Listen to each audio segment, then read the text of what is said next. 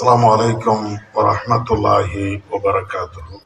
அன்பிருந்த சகோதரர்களே, இன்றைய தினத்தினுடைய பெருநாளை பற்றி ஓரிரு செய்திகளை உங்களுக்கு சொல்ல வேண்டிய கடமை எங்களுக்கு இருக்கிறது. நேற்று இரவு ஒரு 9 அல்லது 9:15 இருக்கும் பிறை பார்க்கப்பட்ட தகவல் நம்முடைய ஜமாத்திற்கு வருகிறது. அப்படி வருகின்ற பொழுது அதோடு சேர்த்து ஒரு வீடியோவும் வெளியிட்டிருந்தார்கள்.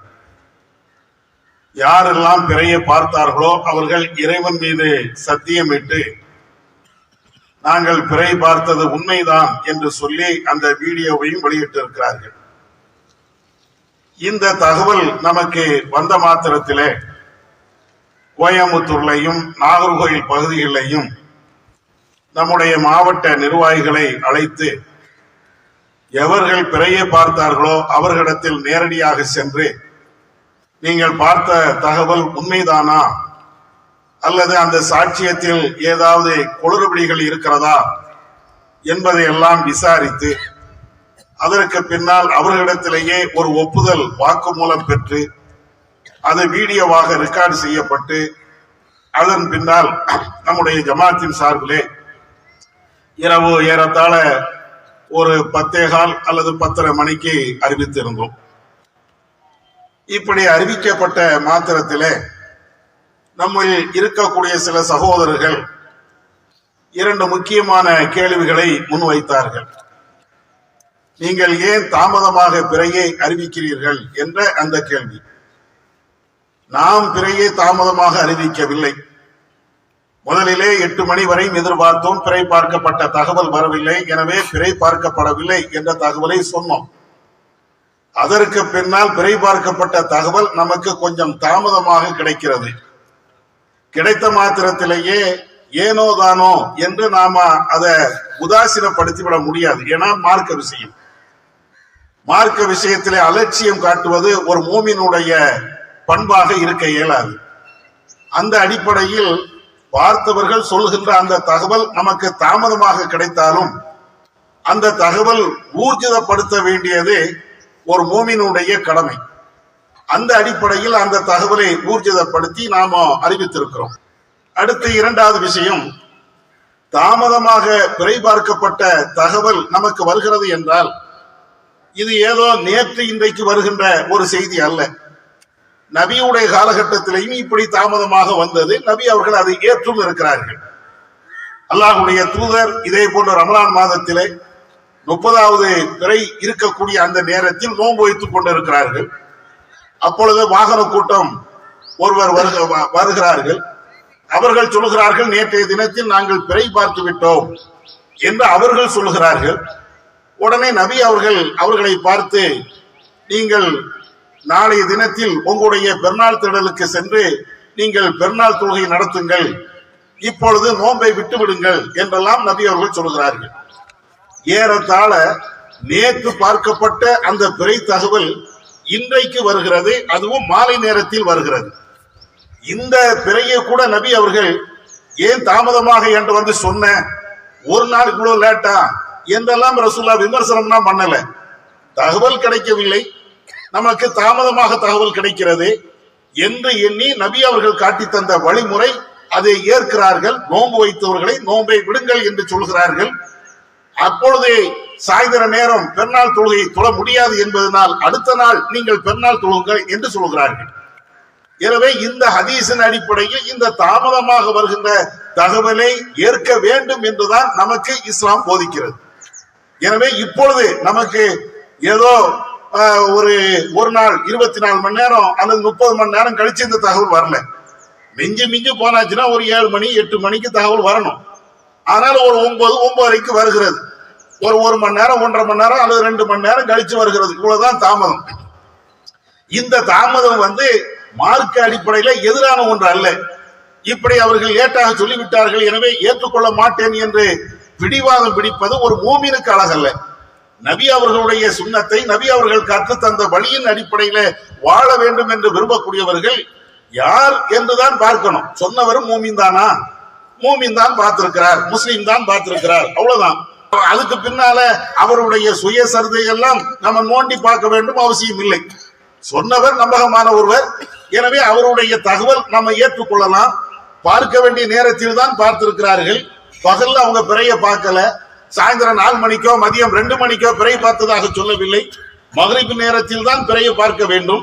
அந்த மகரிப் நேரத்தில் தான் பிறையும் பார்த்திருக்கிறார்கள். நமக்கு அவர்கள் பார்த்த தகவல் லேட்டா கிடைச்சிருக்கிறது. அப்ப இது போன்ற காரணங்களால் ஒருவர் பிறைய பார்க்கப்பட்ட அந்த தகவல் தாமதமாக கிடைக்கிறது என்றால் முதலில் அது மார்க்க அடிப்படையில் அதை ஏற்று நடக்க வேண்டும் என்பதுதான் நபி அவர்கள் கற்றுத் தந்திருக்கிறார்கள். இதை எதிர்த்து ஏன் தாமதமாக வந்தது, ஏன் லேட்டாக அறிவித்தீர்கள் என்று கேட்பது இந்த ஹதீஸுக்கு மாற்றமாக அமையும். இது ஒரு செய்தி. இரண்டாவது என்ன சொல்கிறார்கள் என்றால், முதல் பிறை என்றால் அது ஒரு 40 நிமிஷம் நிக்குமே அல்லது அரை மணி நேரம் நிக்குமே அப்படின்னு ஒரு வாதத்தை வைக்கிறாங்க. ஏன்னா பிறை பார்த்த சகோதரர்கள் அது சில வினாடிகள் தான் எங்களுக்கு தெரிந்தது, ஒரு 20 வினாடி அது மாதிரி உள்ள நெருக்கமான நேரங்கள் தான் நாங்க பார்த்தோம் அப்படிங்கிறாங்க. அப்படி என்றால் முதல் பிறை என்பது 40 நிமிடம் தெரிய வேண்டிய பிறை ஏன் 3 செகண்டுகளுக்கு அல்லது சில வினாடிகளுக்கு மாத்திரம் ஏன் எப்படி தெரியும் இப்படின்னு ஒரு வாதத்தை வைக்கிறாங்க. இந்த வாதமும் அறிவியல் பூர்வமாகவோ மார்க்க அடிப்படையிலேயோ சரியான ஒரு வாதம் அல்ல. ஏன் முதல் பிறை 40 நிமிஷம் தான் தெரியணும் என்று அல்லாஹ் ரசூலும் எங்கேயாவது சொல்லி இருக்கிறாங்களா? நீங்க ஃபர்ஸ்ட் பிறைய பாக்குறீங்க, அது 40 நிமிஷம் தெரியணும், எங்கேயாவது குர்ஆன் ஹதீஸ்ல இருக்குதா? எங்கேயுமே இல்லை. அறிவியல் பூர்வமாவது அது அப்படி இருக்குதா? முதல் பிறை என்பது அது 40 நிமிஷம் தெரியும் அப்படின்னு எங்கேயாவது இருக்குதா? சயின்ஸ் அடிப்படையிலையும் இல்லை. முதல் பிறை தெரிவது ஒரு குறுகிய நேரத்தில், சின்ன நேரத்தில் தான் தெரியும். இன்னும் சொல்ல போனா சில நேரங்கள்ல நல்ல பிரைட்டா இருக்கக்கூடிய நேரத்துல கூட நம்ம முதல் பிறை பார்ப்போமா இல்லையா? அப்ப கூட 40 நிமிஷம் அந்த பிறை இருக்காது, ஒரு 20 நிமிஷம் இருக்கலாம் அல்லது ஒரு 1/4 மணி நேரம் இருக்கலாம், அவ்வளவுதான் இருக்குமே தவிர அறியாமையில பேசுகிறார்கள். அதனால இந்த 40 நிமிஷம் இருக்கணும் என்று சொல்லக்கூடிய இந்த வாதம் எல்லாம் மார்க்க அடிப்படையிலேயோ அறிவியல் அடிப்படையிலேயோ அதுவும் சரியில்லை. இன்னும் சில பேர் என்ன கேட்கிறாங்க அப்படின்னு சொன்னாச்சுன்னா, எல்லாம் சரிதான், கம்யூனிகேஷன் தொலைத்தொடர்பு சாதனங்கள் இவ்வளவு பரவலாக இருக்கிறத ஒருவர் பார்த்து விட்டார் என்றால் அவருடைய கையில வாட்ஸ்அப் இருக்கும், பேஸ்புக் இருக்கும், உடனே போட்டாச்சுன்னா அடுத்த செகண்டே வந்துருமே அப்படின்னு சொல்லி கேட்கிறாங்க. இதுவும் நம்முடைய அறியாமையினுடைய வெளிப்பாடு. கம்யூனிகேஷன் இருக்கிறது, தொலைத்தொடர்பு சாதனங்கள் இருக்கிறது, அதுல மாற்றுக்கிறது கிடையாது. ஆனா தொலைத்தொடர்பு சாதனங்களை இன்னைக்கு போட்டா உலகம் முழுவதும் இப்பவுமே அடுத்த செகண்டே பார்த்துருவார்கள் என்பதற்கு என்ன உத்தரவாதம்? ஒண்ணு வேண்டாம், உங்களையும் என்ன எடுத்துக்கொள்ளுங்கள். இன்றைக்கு நம்முடைய குடும்ப சம்பந்தமாக அல்லது ஊர் விவகாரமாக ஒரு செய்தியை நீங்க பேஸ்புக்ல போடுறீங்க, அது என்ன உலகம் முழுவதும் அதே செகண்ட்ல அல்லது ஒரு அரை மணி நேரத்துல எல்லா இடத்தையும் பரவிடுமா? அடுத்த நாள் கேட்பாங்க, என்னங்க நேற்று வாரண்டியெல்லாம் ஏங்க வரல? அதுதான் வாட்ஸ்அப்ல மெசேஜ் போட்டேன்ல, வரமாட்டேன்னு சொல்லிட்டு நீங்க பாக்கலையாங்க. இதுதான் கம்யூனிகேஷன். எல்லா இடத்துலயும் இது இருக்கா இல்லையா? நம்ம கூடுதலா சொல்றோமா யதார்த்தமா நடக்கக்கூடிய ஒண்ணா?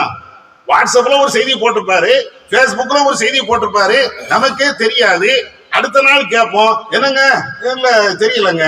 இதுதான் யதார்த்தம். அப்ப அதனால கம்யூனிகேஷன் இருக்குது என்பதற்காக வேண்டி நம்ம பார்த்த தகவலை அன்றைக்கே போட்டாலும் உடனே எல்லாத்துக்கும் பரவும் அப்படின்னு சொல்ல முடியாது. என்ன கொஞ்சம் லேட் ஆகும். இன்னைக்கு உள்ளது ஒரு 4 மணி நேரம் லேட்டா கிடைக்கலாம், ஒரு 2 மணி நேரம் லேட்டா கிடைக்கலாம். அதுதான் கம்யூனிகேஷன் உள்ள கேப் என்பது உடனே அடுத்த செகண்டே பார்க்கணும் அவசியம் இல்லை. அதுல இன்னொரு முக்கியமான விஷயம் என்னன்னா, இப்ப நானே வாட்ஸ்அப் குழுமம் வச்சிருக்கிறேன், பேஸ்புக்கும் வச்சிருக்கிறேன். நான் என்னுடைய பதிவை போடுகிறேன் என்றால் என்னுடைய பேஸ்புக் கணக்குல யார் இருக்கிறாங்களோ அவங்கதான் பார்ப்பாங்க, என்னுடைய வாட்ஸ்அப் குழுமத்துல யார் இருக்கிறாங்களோ அவங்கதான் பார்ப்பாங்க. என்னுடைய குடும்பத்துல 4 பேர் இருந்தா 4 பேர் தான் பார்ப்பான், என்னுடைய குடும்பத்துல 1000 பேர் இருந்தா 1000 பேர் தான் பார்ப்பாங்க. என்னுடைய குடும்பம் உலகம் முழுவதும் சேர்த்து வச்சிருந்தா எல்லாரும் பார்க்கறதுக்கு கூட ஒரு வாய்ப்பு இருக்கிறது. ஆனா எல்லாரும் அப்படியே வாட்ஸ்அப்பை பயன்படுத்திட்டு இருக்கிறோம். ஒவ்வொரு ஆளும் வாட்ஸ்அப்பும் பேஸ்புக்கும் நீங்க பாருங்களேன், 2 பேரு 4 பேரு 10 பேரு அப்படித்தானே போவோம். அதை பார்க்கக்கூடிய ஆளு இன்னொரு ஆளுக்கு ஃபார்வர்ட் பண்ணுவாரு, அதை பார்க்கக்கூடிய ஆளு இன்னொரு ஆளு ஃபார்வர்ட் பண்ணுவாரு. இப்படி ஒரு மெசேஜை 10 பேர் ஃபார்வர்ட் பண்றதுக்கு குறைஞ்சபட்சம் ஒரு அரை மணி நேரம் அல்லது 1 மணி நேரம் ஆகும். அப்படியே கண்டினியூவா போட்டுக்கிட்டே இருந்தா இப்படித்தான் ஒரு மணி நேரம் 1.5 மணி நேரம் அல்ல 2 மணி நேரம் தாமதம் நமக்கு கிடைச்சிருக்கிறது. இன்னும் சொல்ல போனால் பிறை பார்த்த அந்த சகோதரர்கள் இன்னொரு முக்கியமான தகவலையும் சொன்னாங்க. நாங்க ஏற்கனவே மகரிப்ல பிறையை பார்த்தோம், பார்த்து விட்டு அருகாமையில் உள்ள ஆட்கிட்ட என்ன சொன்னோம், அவங்க நடவடிக்கை எடுப்பார்கள் என்று எதிர்பார்த்தோம், இதையெல்லாம் மக்களுக்கு கொண்டு சேர்ப்பார்கள் என்று எதிர்பார்த்தோம். அவங்க யாரும் சேர்க்கல. அதுக்கப்புறம் தான் பார்த்தோம், ஆகா இது நம்ம குற்றவாளி ஆயிடக்கூடாது அப்படின்னு சொல்லி அதுக்கு பின்னால்தான் நாங்க வீடியோ பதிவு பண்ணி எல்லாத்துக்கும் பரப்பணும் அப்படிங்கிறாங்க. அப்ப அவங்க பார்த்த பிறகு சில ஆக்கிட்ட போய் சொல்லியிருக்கிறாங்க, கேட்கணும்ல. நம்ம என்ன பாக்குறோம், நீ எப்படி பிற பார்க்கலாம், நீ பார்த்து நான் எதுக்குவா இப்படின்னு ஒரு ஒரு விதமாக ஒரு மனப்பான்மை நம்ம வாழ்ந்துட்டோம். அவர் பிறகு பார்த்தா நான் ஏத்துக்கிட மாட்டேன், இவர் பிறகு பார்த்தால் அவர் ஏத்துக்கிட மாட்டாரு என்ற அந்த மனநிலையில இருக்கிறதுனாலதான் ஒருவருடைய பிறையை பார்த்து அவர் இறைவன் மீது சத்தியம் விட்டு சொன்னாலும் நான் ஏத்துக்கிட மாட்டேன் என்று போறதெல்லாம் இதுதான். ஆனால் இவைகள் அனைத்துமே மார்க்கத்துக்கு எதிரான ஒரு விஷயம் என்பதை மாத்திரம் நீங்கள் புரிந்து கொள்ளுங்கள். இஸ்லாம் மற்றும் சமுதாய செய்திகளை அறிந்து கொள்ள தமிழ்நாடு தௌஹீத் ஜமாஅத் யூடியூப் பக்கத்தை உடனடியாக சப்ஸ்கிரைப் செய்து கொள்ளுங்கள். மேலும் பெல் பட்டனையும் கிளிக் செய்து கொள்ளுங்கள்.